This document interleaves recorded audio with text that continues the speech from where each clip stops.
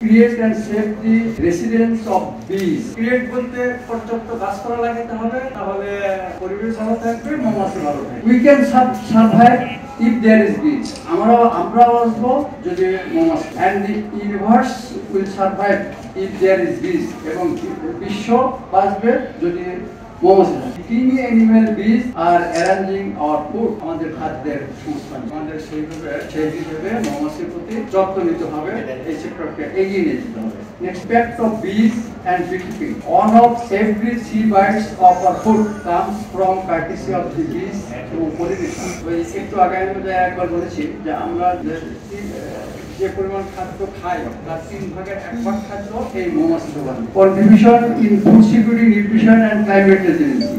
যেটা আমি একটু আগে বলেছি, bees are crucial to the global food supply. মৌমাছি অত্যন্ত সংবেদনশীল গ্লোবাল ফুড সাপ্লাইটাকে এনশিওর করার জন্য। মৌমাছি যদি বাধাপ্রাপ্ত হয়, মৌমাছি যদি ক্ষতিগ্রস্ত হয়, গ্লোবাল ফুড সাপ্লাই অর্থাৎ 850 কোটি মানুষের ফুড সাপ্লাই বাধাপ্রাপ্ত হবে এবং তখন পৃথিবী বিপর্যয়।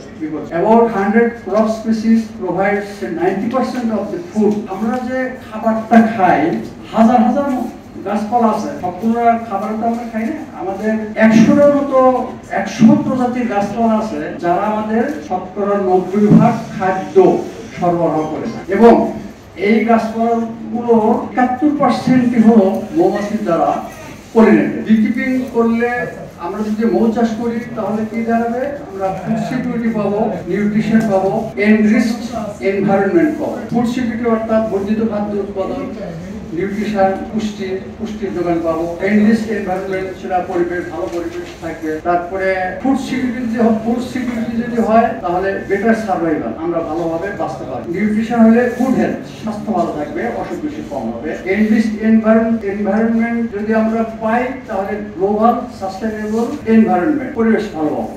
এই 3টা জিনিস সমন্বয়ে better home for the animal kingdom. কি বাঁচবে 4 বছর। 4 বছর ধরে সমগ্র মানুষ, প্রজাতি, জীব জন্তু, গাছপালা সব বিলীন হয়ে যাবে, একটা মৌমাছি যেদিন থাকবে না।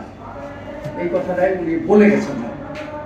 তো সেই মৌমাছি কি কি দিকে সাপোর্ট দিচ্ছে, কৃষি থেকে শুরু করে পরিবেশ, পুষ্টি, সব করে উনি কিছু কিছু ইঙ্গিত দিয়ে গেছেন। Universal themes of the world bee day, যেটা সকলের জন্য প্রযোজ্য, সবসময়ের জন্য প্রযোজ্য। এইটা কতগুলো পয়েন্ট আছে, তার ভিতরে 3টা পয়েন্ট আমি এখানে তুলে ধরার চেষ্টা করছি। To acknowledge the role of bees and other pollinators for ecosystem. মৌমাছি দিয়ে পলিনেশনে সহায়তা করে এবং এই পলিনেশনের মাধ্যমে খাদ্য উৎপাদন বৃদ্ধি পায় এবং এই পলিনেশনের জন্য বীজের পুষ্টি উৎপাদন হয় এবং এই পলিনেশনের জন্য ফুড সিকিউরিটি এনশিওর করা যায়। সেই জিনিসটাই মানুষকে সচেতন করাই হলো আজকের দিনের এই উদ্দেশ্য। To draw attention to the dedicated role of bees and other pollinators play in keeping people and the planet healthy. এই বিশ্ব ব্রহ্মাণ্ডকে সুস্থ রাখার জন্য, ভালো রাখার জন্য, অর্থাৎ গাছপালা, জল, স্থল সবকিছু মিলিয়ে ভালো থাকার জন্য এই মৌমাছির অবদানটা অসামান্য। সেটাকে আমরা জেনে এই ব্যাপারে আমরা কাজ করবো। যেমন মৌমাছিকে বাঁচাতে হবে, মৌমাছি যাতে ক্ষতিগ্রস্ত হয় সেটাকে আমাদের সকলকে চিন্তা ভাবনা করতে হবে। To raise awareness about the importance of bees and other pollinators. মৌমাছির পাশাপাশি অন্যান্য পলিনেটর যেগুলো আছে সেগুলো যাতে টিকে থাকে সে ব্যাপারে আমাদেরকে শিখতে হবে, জানতে হবে, বুঝতে হবে। সেগুলোই আজকের এই অনুষ্ঠানের মাধ্যমে প্রচার হবে। নেক্সট আসে কয়েকটা ডে আছে এই মৌ চাষ এবং মধু সম্পর্কে সারা বিশ্বে পালিত হয়। একটা হলো ওয়ার্ল্ড বি ডে 20 মে, যেটা আজকে হচ্ছে। আর একটা হলো ওয়ার্ল্ড হানি বি ডে, যেটা 16 আগস্ট। এবছরের জন্য 16 আগস্ট, মানে প্রতি বছর আগস্ট মাসের 3য় শনিবার এটা পালিত হয়। এখানে কয়েকটা বছর আমরা দিয়ে দিয়েছি, সারা পৃথিবী থেকে এটা রিকগনাইজ। 16 আগস্ট হলো 2025 সাল, 15 আগস্ট 2026 সাল, 21 আগস্ট 2027 সাল, 19 আগস্ট 2028 সাল, 18 আগস্ট 2029 সাল, 17 আগস্ট 2030 সাল আর 16 আগস্ট 2031 সাল, অর্থাৎ প্রতি আগস্ট মাসের 3য় শনিবার। এই বছর পড়ছে হলো 16 আগস্ট। তারপর আরেকটা আছে ওয়ার্ল্ড অ্যাপিথেরাপি ডে, 30শে মার্চ, এটা পার হয়ে গেছে। এটা আমরা 2004 সালে খুব সংক্ষিপ্ত আকারে দু একটা জায়গায় কথাবার্তা বলছি, করেছি, কিন্তু ওরা প্রতিফলিত হয় নাই, সম্প্রসারণ হয় নাই, বিভিন্ন জায়গায় প্রচার হয় নাই। আশা করি আগামী যেটা হবে সেটা হলো মৌ চাষের মাধ্যমে, মধুর মাধ্যমে, মৌ পণ্যের মাধ্যমে মানুষের চিকিৎসা করা। এই চিকিৎসা করার বিষয়ে পৃথিবীর বেশ কয়েকটা দেশ এগিয়ে আছে, যেমন স্লোভেনিয়া আছে, কোস্টারিকা আছে। আর আমাদের পাশের দেশ যেটা আছে, পাশের দেশ বলতে চীন, পাশের দেশ বলতে তো সবাই ইন্ডিয়া মনে করবে, কিন্তু এই ইন্ডিয়াতে অ্যাপিথেরাপি সম্পর্কে খুব বেশি কাজ হচ্ছে তা না, আমার জানা আমাদের কোনো বেশি কাজ হয় নাই। চায়নাতে এই মৌমাছি এবং মৌ পণ্যদের চিকিৎসার জন্য বিশেষায়িত হসপিটাল আছে অনেকগুলো। আমি দু একটা হসপিটাল ওখানে ভিজিট করেছি এবং সেটাকে বাস্তবায়নের জন্য বাংলাদেশে কিছু পদক্ষেপ আমরা নিয়েছিলাম, কিন্তু হয় নাই।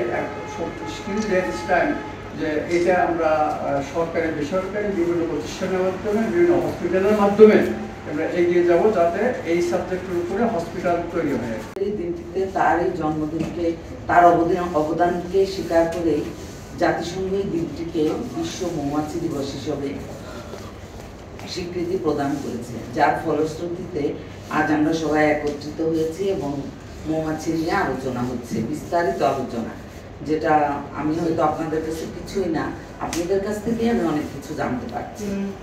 আমি শ্রদ্ধাভরে স্মরণ করি জন অ্যান্থনকে, এবং আমি আরও স্মরণ করি আমাদের শিল্প মন্ত্রণালয় এবং তাদের সঙ্গে সংশ্লিষ্ট সকলকে, যাদের মাধ্যমে মধুকে 43তম জিআই পণ্য হিসেবে স্বীকৃতি প্রদান করা হয়েছে। আমি বিসিকের একজন কর্মকর্তা, আমার সিনিয়র স্যারেরা আছেন এখানে, ওনাদের হাত ধরে বিসিকে প্রথম সরকারিভাবে মধু উৎপাদনের কার্যক্রম 1963 সালে শুরু করে। পরবর্তীতে 1977 সালে 6টি কেন্দ্র নিয়ে আমাদের 64 জেলার মধ্যে দিনাজপুর, গাজীপুর, বরিশাল, কুমিল্লা, সিলেট এবং বাগেরহাট, এই 6টি কেন্দ্রে মধু উৎপাদন কার্যক্রম শুরু হয়। এখানে আমরা প্রতি বছর 32টি কোর্সের মাধ্যমে 480 জনকে প্রশিক্ষণ দিয়ে থাকি এবং এ পর্যন্ত আমরা প্রায় 25,000 জনকে প্রশিক্ষণ দিয়েছি। এর বেশিও হতে পারে, আমার ভুল ত্রুটি থাকতে পারে, আমাকে ক্ষমা করে দিয়েন। এর বেশি আমি ধারণা করি এর বেশি হবে, স্যাররা আরো ভালো বলতে পারে। যাই হোক, আমরা শুধু প্রশিক্ষণ দিই না, আমরা প্রশিক্ষণের পাশাপাশি প্রশিক্ষণ শেষে আমরা এই 6টি কেন্দ্রের মাধ্যমে আমরা সার্টিফিকেট প্রদান করি এবং মৌবাক্স প্রদান করি ফ্রিতে।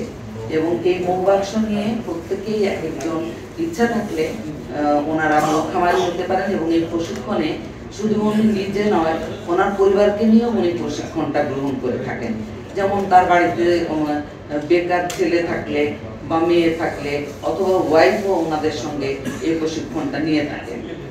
এছাড়াও আমরা মধুর প্রশিক্ষণ এবং প্রচারণার জন্য আমরা বিভিন্ন মেলায় অংশগ্রহণ করে থাকি, যেমন আন্তর্জাতিক বাণিজ্য মেলা এবং অন্যান্য বিভিন্ন মেলায় অংশগ্রহণ করে থাকি এবং মধু বিক্রি হয়ে থাকে।